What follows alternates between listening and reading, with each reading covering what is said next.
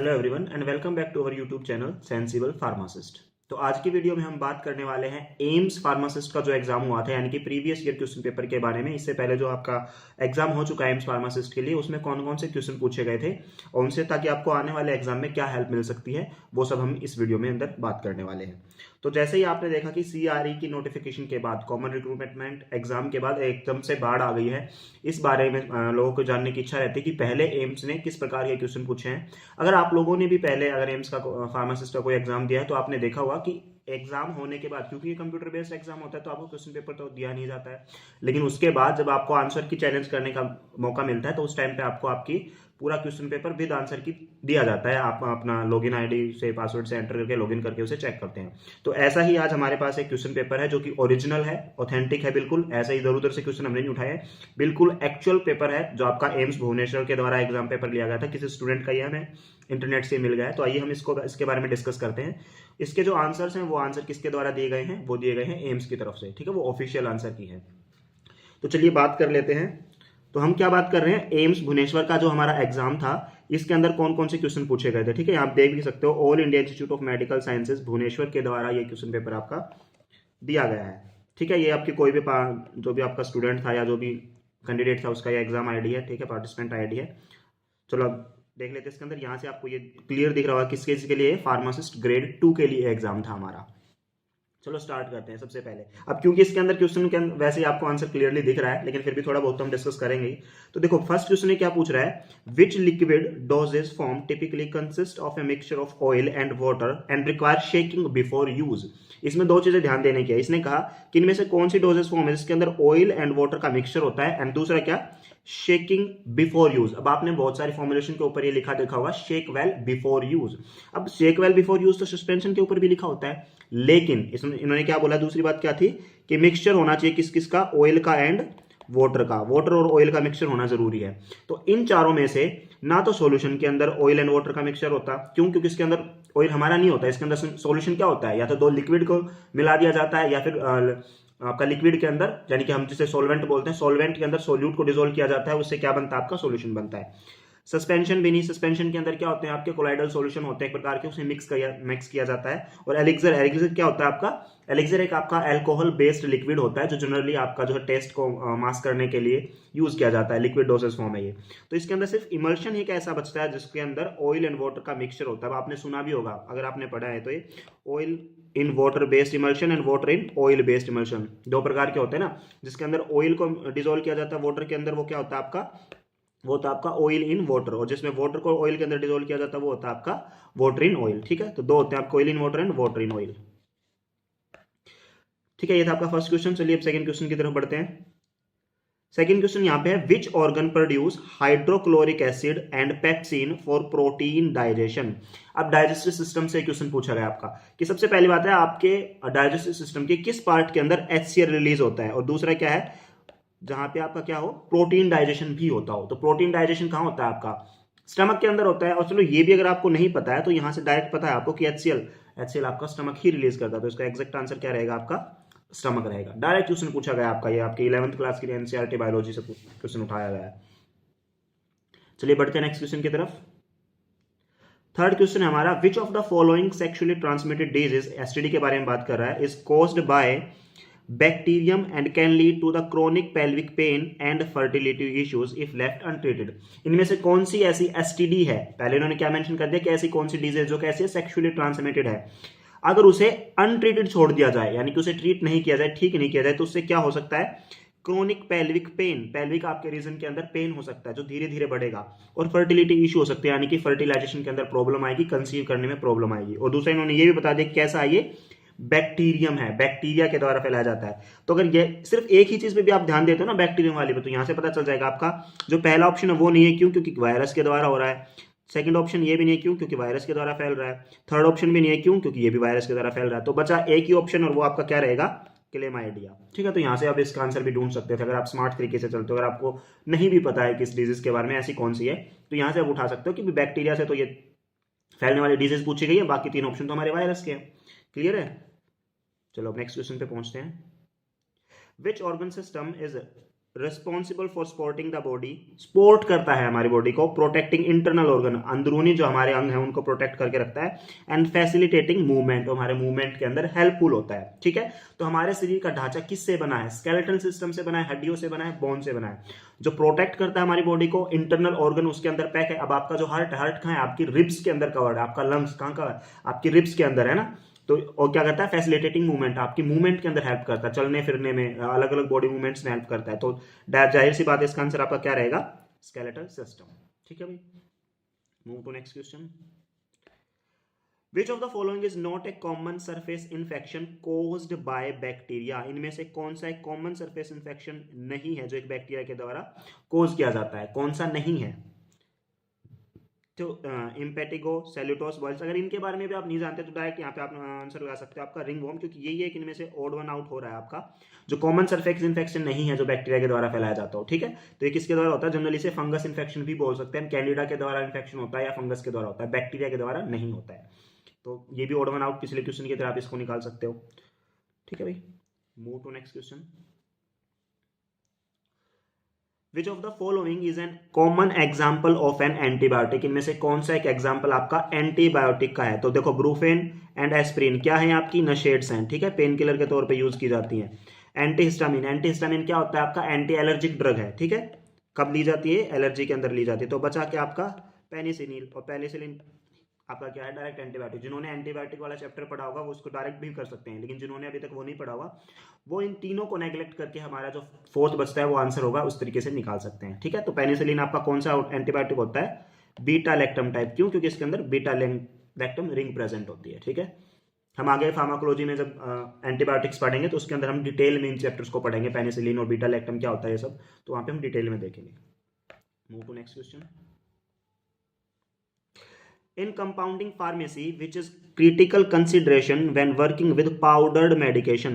जब आप फार्मेसी के अंदर अपने मेडिकामेंट को क्या करते हो? कंपाउंड करते हो, तो सबसे उसमें मुश्किल चीज क्या होती है? while working with the powdered medication, जब आपकी जो दवाई है वो पाउडर फॉर्म में है, ठीक है, तब सबसे बड़ी मुश्किल क्या होती है? तो देखो, speed of preparation, colour of final product, taste of medication, नहीं, ये पाउडर हो तो उससे कोई लेना देना नहीं है, लेकिन minimizing exposure to the airborne particle, इसका खतरा रहता है। देखो, जब आपकी पाउडर्ड ड्रग है, अगर आप पाउडर ड्रग क्या कर रहे हैं? कंपाउंड कर रहे हैं, तो ऐसे में क्या हो सकता है कि बाहर से, एक्सटर्नल एरिया से, एक्सटर्नल जो आपका सराउंडिंग्स है वहां से कोई आपके पार्टिकल्स उसके अंदर आके मिक्स हो सकता है और इनकम्पेटेबिलिटी कॉज कर सकता है। ठीक है, तो ये आपका क्या रहेगा? इसका सेकंड ऑप्शन रहेगा। चलिए 8 क्वेश्चन पे मूव करते हैं। In digestive system what is the primary function of small intestine? तो किसको इसका फंक्शन नहीं पता, डायरेक्ट 9th-10th क्लास में हम पढ़ने लगते हैं डाइजेस्टिव सिस्टम में कि हमारा डाइजेशन का काम कौन करता है? मेनली जो एब्जॉर्प्शन का काम होता है मेनली हमारा स्मॉल इंटेस्टाइन करता है। ठीक है, तो इसने वही पूछा है कि स्मॉल इंटेस्टाइन का क्या फंक्शन है, तो आंसर आएगा हमारा एब्जॉर्प्शन। ठीक है, absorbing nutrients. Regulating blood sugar, नहीं भाई, किसका काम होता है? ये काम होता है आपके इंसुलिन का, और इंसुलिन कौन सिक्रिएट करता है? आपका पैनक्रियाज। स्टोरिंग बाइल, बाइल नहीं, बाइल कौन स्टोर करता है? आपका लीवर, या फिर यूं कहो बाइल डक्ट जो आपका निकलता है ना, पूरा गोल ब्लेडर वाला जो रोल होता है। डाइजेस्टिंग प्रोटीन, डाइजेस्टिव प्रोटीन आपके स्टमक से रिलीज होते हैं। तो बचा के आपका स्मॉल इंटेस्टाइन का फंक्शन एब्जॉर्बिंग न्यूट्रिएंट्स। नेक्स्ट है, in clinical pharmacy what does OTC mean? ये टर्म आपने बहुत बार सुनी होगी कि ओटीसी का मतलब क्या होता है। तो ओटीसी का मतलब होता है over the counter drug. Over the counter किसे बोलते हैं? काउंटर मतलब कि टेबल। अब जब आप फार्मेसी विजिट करते हो तो आपने देखा होगा कि काउंटर लगे होते हैं, टेबल होते हैं ना, फार्मासिस्ट जो आपका स्टोर होता है जहाँ पे बैठते हैं फार्मासिस्ट, उसके नीचे रखी जाने वाली दवाइयाँ over the counter, counter table के नीचे रखी जाने वाली। अब ये वो दवाइयाँ हैं जिनके लिए स्पेशली प्रिस्क्रिप्शन की जरूरत नहीं पड़ती, तो इनको हम नॉन प्रिस्क्रिप्शन ड्रग भी बोलते हैं। ठीक है, पेन चल नहीं रहा अभी, तो इसे हम नॉन प्रेस्क्रिप्शन ड्रग भी बोलते हैं। तो over the counter drug OTC होता है। नेक्स्ट है, what does SLS stand in size separation process? दो चीजें देखो इसमें, एक तो है इसमें पूछा कि क्या पूछ रहा है? एसएलएस क्या होता है, एसएलएस की फुल फॉर्म पूछ रहा है। दूसरा कहां पूछी है? Size separation process. ठीक है, वैसे भी इसके अंदर ऑप्शन से आप समझ जाते हो कि इसका आंसर क्या आना चाहिए। अब एसएलएस का मतलब सोडियम लोराइल सल्फेट भी होता है जो हमारा सर्फेक्टेंट का काम करता है। अब क्योंकि सोडियम लोराइल सल्फेट तो इसके अंदर दिया नहीं गया ऑप्शन के अंदर, तो जाहिर सी बात है वो तो होगा नहीं। अगर वो दिया भी होता तो यहाँ पे सेकंड चीज और दिया आपको कि साइज सेपरेशन प्रोसेस के अंदर जिसको यूज किया जाता है, उस एसएलएस के बारे में बात कर रहा है। तो वो कौन सा फिनोमेना होता है? आपका स्टैटिक लाइट स्कैटरिंग की बात कर रहा है। ठीक है जी, अदरवाइज अगर एसएलएस और मेंशन नहीं है साइज सेपरेशन प्रोसेस, तो एसएलएस जनरली यूज किया जाता है आपका सोडियम लोराइल सल्फेट। के लिए, ठीक है, सर्फेक्टेंट के लिए। ओके, देखो ये कुछ हिंदी के क्वेश्चंस हैं जिनके अंदर मात्राएं जो है वो इधर से उधर हो गई है, मतलब समझ नहीं आ रहा है क्या कहना चाह रहा है क्या नहीं, तो हम हिंदी में जो भी क्वेश्चंस आपके नॉन फार्मा है उनको हम स्किप करेंगे। Okay, which one of the following is an common example of antiviral drug. Antiviral drug का कौन सा कॉमन एग्जाम्पल है? तो एंटीवायरल ड्रग्स को याद करने का मेन तरीका होता है जिसके पीछे वीर लगाओ, VIR जिसके पीछे लगाओ, वो आपकी एंटीवायरल ड्रग होती है। अब सिर्फ वीर वाली एंटीवायरल ड्रग नहीं होती, इसके अलावा भी अदर होती है। जब हम एंटीवायरल चैप्टर पढ़ेंगे एंटीबायोटिक्स के अंदर तब डिटेल में इनके बारे में हम डिस्कस करेंगे। अब तक के लिए आप इतना समझो कि जिसके पीछे VIR लगा हुआ आपका सिग्निफिकेंटली किस चीज को डिफाइन कर रहा है कि वो ड्रग आपकी एंटीवायरल ड्रग हो सकती है। ठीक है भाई, चलिए नेक्स्ट क्वेश्चन की तरफ बढ़ते हैं। Which structure connects the mouth smooth and aids in swallowing. यानी कि डाइजेस्टिव सिस्टम से आपका इतना क्वेश्चन पूछा गया है, सबसे ज्यादा डाइजेस्टिव सिस्टम से पूछा जहां तक मुझे लग रहा है। तो इसने कहा कि डाइजेस्टिव सिस्टम के अंदर कौन सा ऐसा पार्ट है जो आपके माउथ और स्टमक को जोड़ता है। अब आपने भी पढ़ा होगा कि सबसे पहले क्या होता है, माउथ होता है, माउथ के बाद आपका ये आपका माउथ आ गया, माउथ के बाद आपका ऐसे फूड पाइप आता है, इसके बाद ये स्टमक आता है, और स्टमक के बाद ऐसे ऐसे करके इंटेस्टाइन आता है। तो माउथ और स्टमक के बीच में, यानी कि इस एरिया की बात कर रहा हूं, ये क्या होता है आपका ईसोफेगस। तो इसका एग्जैक्ट आंसर क्या आएगा आपका ईसोफेगस। क्लियर है? चलिए नेक्स्ट पार्ट में मूव करते हैं। What does SEC signify in the context of side separation? देखो इनकी मन की बात होती है, ये किसी एक चैप्टर को उठा ले तो उसके पीछे पड़ जाते हैं। अब जैसे साइड सेपरेशन को और डाइजेस्टिव सिस्टम को इन्होंने उठा लिया, इस चैप्टर से बहुत क्वेश्चन पूछे गए हैं। तो नेक्स्ट जो है ये भी फुल फॉर्म पूछी गई है। जैसे पिछला आपका SLS वाला था कि SLS क्या सिग्निफाई करता है या इसकी फुल फॉर्म क्या है साइड सेपरेशन के अंदर, वैसे इन्होंने SEC को पूछ लिया। तो यहाँ पे डायरेक्ट आपका आंसर रहेगा साइज एक्सक्लूजन क्रोमेटोग्राफी। साइज के बेस पे अलग अलग करते हो आप अपने कंपाउंड को, आपका जो भी मेटेरियल है, ठीक है, साइज एक्सक्लूजन क्रोमेटोग्राफी। चलिए जी आगे बढ़ते हैं। ये भी आपका हिंदी के अंदर पता नहीं क्या कहना चाह रहा है, अगर आपको समझ में आता हो तो देख लो। ये एक और है, ये औषध का साम खुराक। हाँ, मतलब इसमें ये पूछना चाह रहा है जहां तक मैं समझ पा रहा हूं कि एक ऐसी औषधि या खुराक जो पाउडर के फॉर्म में आता है, या हाँ कोई भी ऐसी पैकेजिंग किसमें पैक किया जाता है, शायद ऐसा कुछ पूछना चाह रहा है। कोई औषधि खुराक जिसको पैक किया जाता है और पाउडर की फॉर्म में आता है, तो वहां से इन्होंने आंसर उठाया होगा शायद, जहां तक मैं समझ पा रहा हूँ, शैशे या फिर पाउच, ठीक है, पैकेट। तो इसी के बारे में बात कर रहा है जो पाउडर की फॉर्म में आ रहा है, यहाँ से मैं इसको समझ पाया हूँ। चलिए नेक्स्ट आपका नॉन फार्मा है। ये क्या पूछ रहा है, Which historical civilization is known for its significant contribution to the field of pharmacognosy? Pharmacognosy के फील्ड के अंदर किसने सिग्निफिकेंट कंट्रीब्यूशन दिया? अगर हम बात करें हिस्टोरिकल सिविलाइजेशन के अंदर, तो जब हिस्ट्री ऑफ फार्माकोग्नोसी पढ़ते हैं वहां पे आपने देखा होगा कि इसकी बात होती है एंशियंट इजिप्ट की बात की होती है। हालांकि क्वेश्चन इतने याद होते नहीं है, लेकिन जिन्होंने हिस्ट्री ध्यान से पढ़ी होगी वो लोग समझ पाएगा कि जो इजिप्ट था, आपके इजिप्ट के जो पिरामिड वगैरह है, जो पहली आपकी जो थी ना मॉडर्न कहो या उसको, नो मॉडर्न नहीं, मेडिकल जो आपकी प्रेस्क्रिप्शन मिली थी, पहली मेडिकल रिकॉर्डेड प्रेस्क्रिप्शन जो रिकॉर्ड रही थी, वो आपकी इजिप्ट के पिरामिड से ही मिली थी। ठीक है, तो इसका एक लिंक वहां से भी आता है। तो आप कह सकते हो कि इसका सिग्निफिकेंट कंट्रीब्यूशन आपका एंशिएंट इजिप्ट का। ठीक है जी, नेक्स्ट पार्ट की तरफ मूव करते हैं। ये भी आपका हिंदी में है सिर्फ। हाँ देखो, ये कुछ कह रहा है कि कोई ऐसी तरल खुराक जो मीठी होती है और दवा के स्वाद को छुपाने के लिए उपयोग किया जाता है। जो आपके आधे अक्षर होते हैं उनको कट कर दिया गया है, जैसे आधा से स्वाद में से आधा से हटा के इन्होंने वाद लिख दिया। तो जहां तक मुझे समझ में ये पूछना चाह रहा है कि कौन सा ऐसा तरल पदार्थ है जो मीठी होती है और जो मीठा होता है और उसे दवा के स्वाद को छिपाने के लिए यूज किया जाता है। तो सिरप, कफ सिरप जैसे हो गया, उसकी बात कर रहा है शायद, जहां तक मैं समझ पाया हिंदी में से।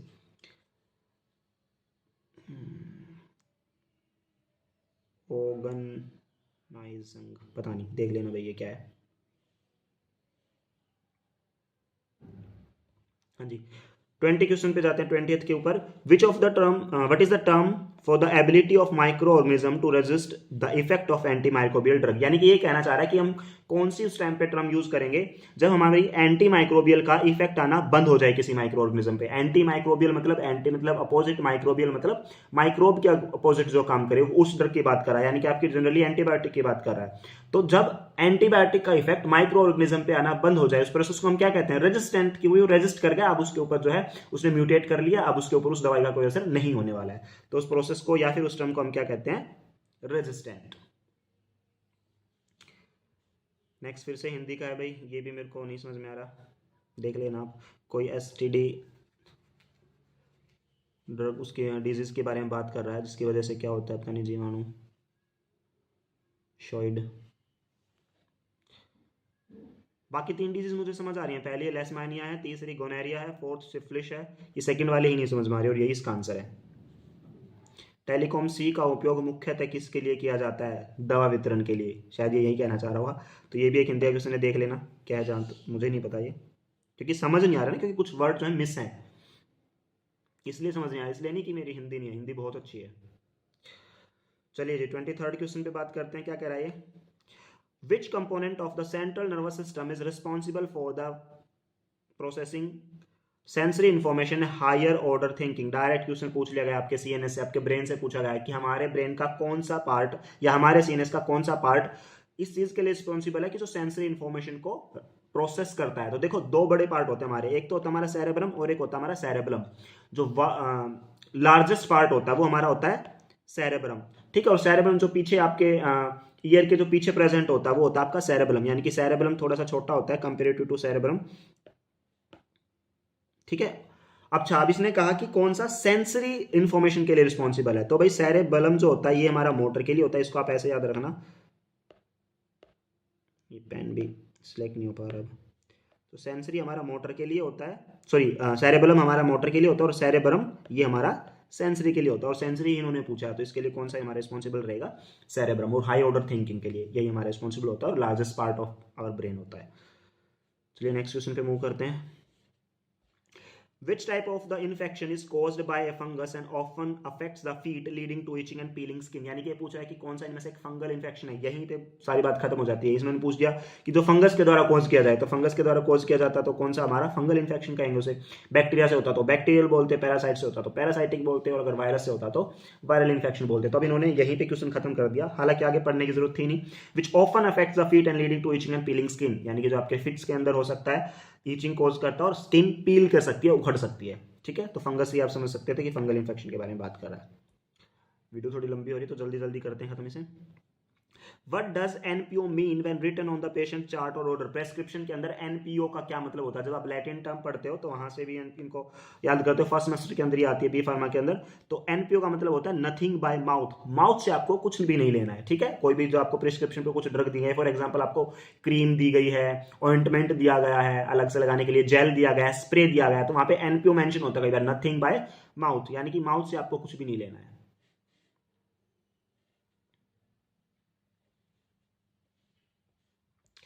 हाँ जी, नेक्स्ट आपका in context of drying process what is lyophilization commonly mean, कि लायोफिलाइजेशन होता क्या है। तो पहले तो हम ऑप्शंस में जाने से पहले यहां से इसको समझो कि लायोफिलाइजेशन का मतलब क्या है। तो लायोफिलाइजेशन जो आपके 2 प्रोसेस 2 टेक्निक से मिलकर बनता है। सबसे पहली होती है आपकी फ्रीजिंग, यानी कि आपका जो भी कंपाउंड है, जो भी मेटल है, उसे फ्रीज किया जाता है ना, उसे बिल्कुल ठंडे टेम्परेचर पर रख के उसे फ्रीज कर लिया जाता है, फिर उसको बिना लिक्विड में कन्वर्ट किए वेपर में कन्वर्ट किया जाता है, डायरेक्ट उसे वेपर में कन्वर्ट किया जाता है, ठीक है। यानी कि सब्लिमेशन प्रोसेस को यूटिलाइज किया जाता है, फ्रीजिंग और वेपराइजेशन, ठीक है। इस चीज को आप समझो। तो इसे हम यानी कि वेपर, जब फ्रीजिंग से वेपराइज कर रहे हैं तो उसे ड्राई कर रहे हैं, हीट कर रहे हैं, तो इसका मतलब क्या हुआ? फ्रीज ड्राइंग, ठीक है। लायोफिलाइजेशन मतलब freeze drawing.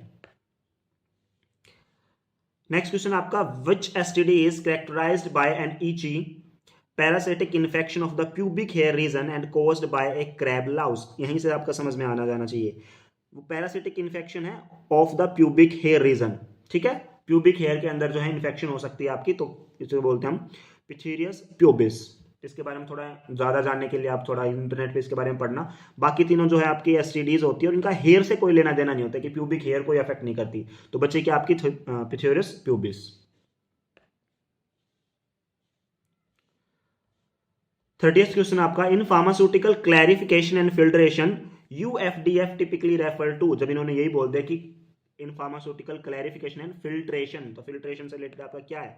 Ultra filtration and डायफिल्ट्रेशन, ठीक है जी।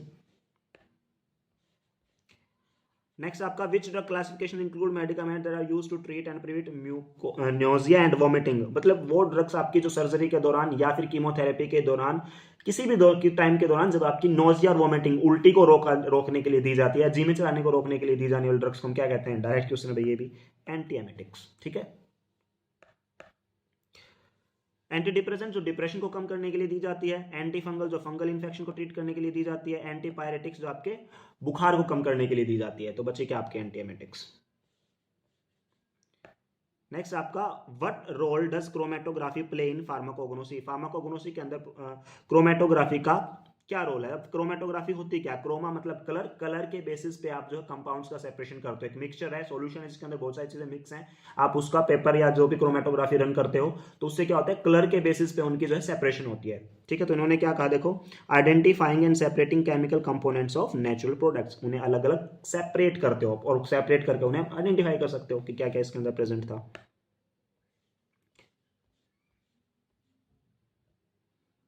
ये भी हिंदी में ही है, कुछ देख लेना आप क्या कहना है। Which management theory emphasize the importance of human relation and employ motivation. इनमें से कौन सी थ्योरी ऐसी है जो ह्यूमन रिलेशन और एम्प्लॉय मोटिवेशन पे काम करती है। नॉन फार्मा रिलेटेड, मुझे भी इसके बारे में नहीं पता था, अभी मैंने चेक किया इसके बारे में कि एल्टोन, मैंने डायरेक्ट आंसर ही डाला कि एल्टोन मायो थ्योरी होती क्या। तो एल्टोन मायो थ्योरी क्या बताती है कि किस प्रकार ह्यूमन रिलेशन किसी की जॉब के अंदर एम्प्लॉय को मोटिवेट करने में हेल्प करते हैं। ये आपके एल्टोन मायो ने थ्योरी दी, यानी कि जैसे अगर आप किसी भी एम्प्लॉय को उसको काम के लिए अप्रिशिएट करते हो, उसे प्रमोशन देते हो, उसका इंक्रीमेंट करते हो, तो ये सारी की चीज़ें उसे क्या करती है, मोटिवेशन प्रोवाइड करती है, मोटिवेशन देती है उसे, जिससे उसका जो है जॉब के अंदर और अच्छा उसका जो आउटकम है, आउटपुट है वो मिलता है। तो ये किसने दिया था, एल्टोन मायो थ्योरी ने दिया था। ज़्यादा डिटेल में जानने के लिए इन थ्योरी को आप चेक कर सकते हैं, इंटरनेट के ऊपर अवेलेबल है। नॉन फार्मा से क्वेश्चन आपका ये। Which financial statement represent a company's financial position at a specific point in a time, कि किसी एक टाइम पे कैश वो फाइनेंशियल स्टेटमेंट जो जरूरत पड़ती है या रिप्रेजेंट करती है किसी भी कंपनी की फाइनेंशियल पोजीशन को। तो इसके बारे में आपने बहुत बार सुना होगा ना कि उसे क्या बोलते हैं, बैलेंस शीट। बैलेंस शीट हमें क्या बताती है, हम कितना खर्च कर रहे हैं और कितना हम कमा पा रहे हैं, उसे हम बोलते हैं बैलेंस शीट। उन सब का जो लेखा जोखा होता है, खाता होता है, उसे हम बोलते हैं बैलेंस शीट, जो हमें बताते हैं कि हमारी कंपनी भी लॉस में चल रही है या फिर हम फायदे में चल रहे हैं। Next is what is the primary purpose of adding alcohol to a liquid oral dosage form such as tincture. ठीक है, तो इनके अंदर जैसे टिंक्चर है, तो टिंक्चर के अंदर अल्कोहल को ऐड करने से क्या बेनिफिट होता है। तो ये क्या कह रहा है, आंसर आएगा टू प्रिजर्व द मेडिकेशन। अब उसके अंदर जो मेडिकेशन है यूज की गई है, यानी कि प्रिजर्वेटिव का काम करेगा, है ना, उसे बचा के रखेगा, वो एक्सप्लॉइट होने से, स्पॉइल्ड होने से, उसे खराब नहीं होने देगा। Which hormone is responsible for stimulating uterine contraction during childbirth and milk ejection during the breastfeeding। तो कौन सा हार्मोन ऐसा है जो रिस्पॉन्सिबल होता है आपका यूट्राइन कॉन्ट्रैक्शन के लिए। देखो यहाँ पे मिल्क इजेक्शन कहा है ना, मिल्क प्रोडक्शन नहीं कहा। अगर यहाँ पे मिल्क प्रोडक्शन आ जाता तो आंसर होता प्रोलैक्टिन, लेकिन सिर्फ मिल्क प्रोडक्शन या मिल्क इंजेक्शन के अलावा यहाँ पे इन्होंने कहा कि जो स्टिमुलेट करना है यूट्राइन कॉन्ट्रैक्शन को, यूट्रस के अंदर जो कॉन्ट्रैक्शन कोज करता है, तो अकेला कौन सा होता है, वो ऑक्सीटोसिन, इसका आंसर आएगा। ठीक है, जब प्लेसेंटा से ऑक्सीटोसिन रिलीज होता है तो सिग्नल देता है कि भाई अब बेबी को डिलीवर होना है, और यूट्रस के अंदर कॉन्ट्रैक्शन क्रिएट करता है, स्ट्रॉन्ग कॉन्ट्रैक्शन। सबसे पहले क्या होता है, बेबी जो है राउंड लगाता है यूट्रस के अंदर, और फिर उसका एक ऑक्सीटोसिन और रिलीज होता है, तो जिसकी वजह से क्या होगा, कॉन्ट्रैक्शन होगी। फिर एक और राउंड लगाता है, लेकिन उसका टाइम कम होने लगता है, यानी कि पहला राउंड अगर उसका 1 आवर में लगाया था उसने, तो अगला 30 मिनट के अंदर वो लगाता है। ठीक है, तो इस प्रकार से टाइम कम होता रहेगा और ऑक्सीटोसिन और स्ट्रॉन्ग होता रहेगा। तो एक टाइम ऐसा आएगा जब ऑक्सीटोसिन का लेवल बहुत ज्यादा हो जाएगा और स्ट्रॉन्ग कॉन्ट्रैक्शन की वजह से बेबी डिलीवर हो जाता है। ठीक है, तो इसके अंदर रोल किसका होता है, ऑक्सीटोसिन का। और मिल्क की अगर बात करें तो मिल्क प्रोडक्शन में हेल्पफुल होता है हमारा प्रोलैक्टिन, और मिल्क इजेक्शन में हेल्पफुल होता है हमारा ऑक्सीटोसिन। नेक्स्ट क्वेश्चन आपका, what does COI stand in the legal ethics. भाई जब लीगल बात ही कर ली तो सिंपल सी बात है, कॉन्फ्लिक्ट ऑफ इंटरेस्ट ही होगा इसका मतलब आंसर। ठीक है, तो COI का मतलब होगा conflict of interest. In clarification and filtration process the acronym PP commonly represent. तो PP क्या होता है आपका, तो PP रिप्रेजेंट कर रहा है पॉलीप्रोपाइलिन। पॉलीप्रोपाइलिन क्या आता है आपका, एक प्रकार का मटेरियल होता है प्लास्टिक बेस, जिससे आपके अलग अलग चीजें बनाई जाती है, मेडिकल प्रोडक्ट्स बनाए जाते हैं, जैसे सूचर्स होते हैं आपके, टाके जो आप लगाने के लिए यूज करते हो। ठीक है, तो वो क्या होते हैं, पॉलीप्रोपाइलिन के भी वो भी बनते हैं, सूचर्स भी बनते हैं। ठीक है, तो PP को ये वही होता है आपका। तो 40 क्वेश्चन हमने डिस्कस कर लिए, इससे ज्यादा हम कर नहीं सकते क्योंकि वीडियो ज्यादा लंबी हो जाती है और एक हम थोड़ा एडिटिंग में प्रॉब्लम आ सकती है, तो इसलिए जो है हम 40 क्वेश्चंस ही रखते हैं। जो बाकी बचे हुए क्वेश्चन है हमारे, वो हम नेक्स्ट पार्ट, सेकंड पार्ट के अंदर लेके आएंगे। अगर सेकंड में भी कवर नहीं होते तो हम थर्ड पार्ट में लेके आएंगे। नेक्स्ट वीडियो आपको कल दोपहर तक मिल जाएगी। ठीक है, अभी तक के लिए इतना आई थिंक बहुत रहेगा। तो अगर आपको वीडियो पसंद आई और अगर आपको ये हेल्पफुल लगी किसी भी प्रकार से, तो प्लीज़ इसे अपने दोस्तों के साथ शेयर करें। अपने ग्रुप के अंदर, अपने व्हाट्सएप ग्रुप जो भी आपने बनाए हुए हैं, अपने दोस्तों के साथ जरूर शेयर करें जो इस फॉर्म को फिल करने वाले हैं। और अगर किसी भी क्वेश्चन के अंदर आपको कोई भी प्रॉब्लम आई समझने में या आपको एक्सप्लेनेशन कम लगा, अगर आप जानना चाहते हैं तो कमेंट बॉक्स में हमसे पूछ सकते हैं। वीडियो में अंत तक बने रहने के लिए आपका बहुत बहुत धन्यवाद। Thank you so much.